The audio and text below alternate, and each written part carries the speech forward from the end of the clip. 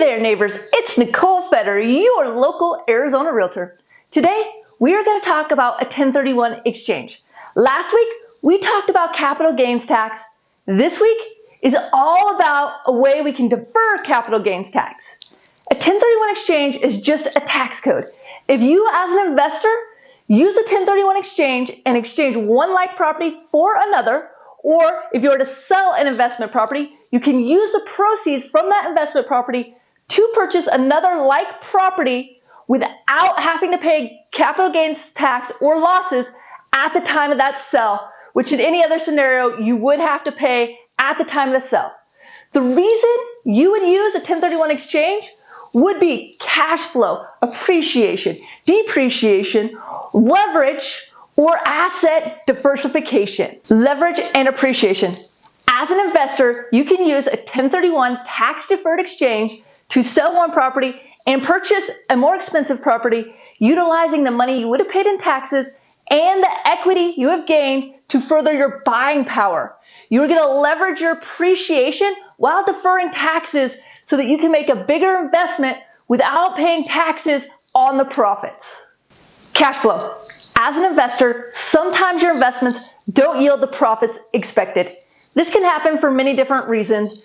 In investment properties, sometimes it's the neighborhood. Sometimes the property needs more work than expected. You're not getting the rents you expected.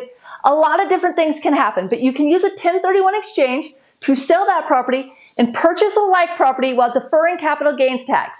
Maybe the new property is in a better neighborhood, can allow more depreciation, needs less work, is going to bring you higher rents and a higher cash flow. Depreciation. As a taxpayer, each year you are allowed to depreciate or use depreciation deductions on your property until it is fully depreciated. This is a great benefit at the time, but the IRS does recapture 25% of those deductions at the time of the sale. Using a 1031 exchange to purchase another property when you sell, you can again defer those capital gains taxes. Diversification. We talked minimally about how using a 1031 exchange, we must sell a like property for a like property, but we haven't talked in detail about what a like property is.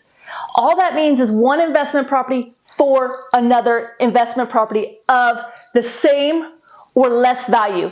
So if you sell a property for $300,000, you have to buy a property that's worth $300,000 or more, or you will have to pay the taxes on that difference.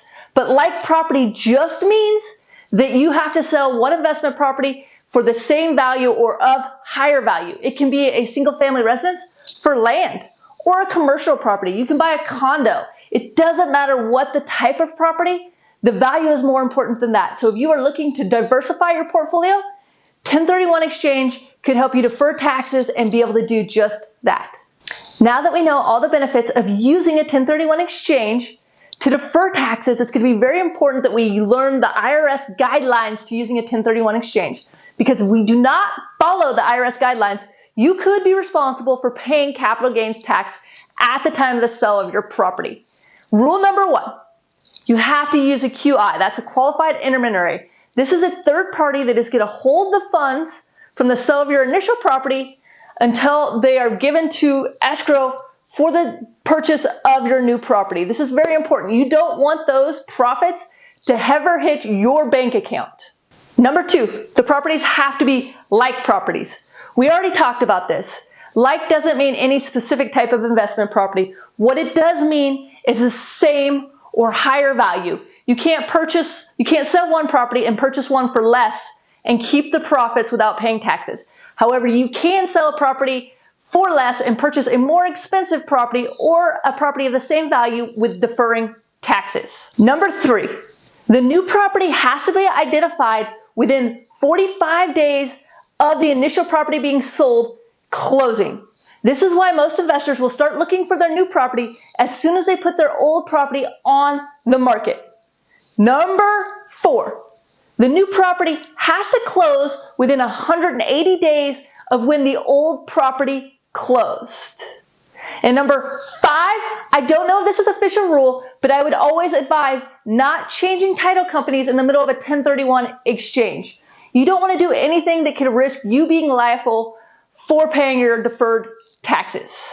Using a 1031 exchange is a great way to defer taxes and build your wealth and investment portfolio. I would never advise doing so or using a 1031 exchange without advising a tax professional first to let you know on any risks you may have. But if you have any questions, please call, text, email, or direct message me. I'm always here to help in any way I can. Thank you for taking the time to watch this video. Please like and share it with your friends and family.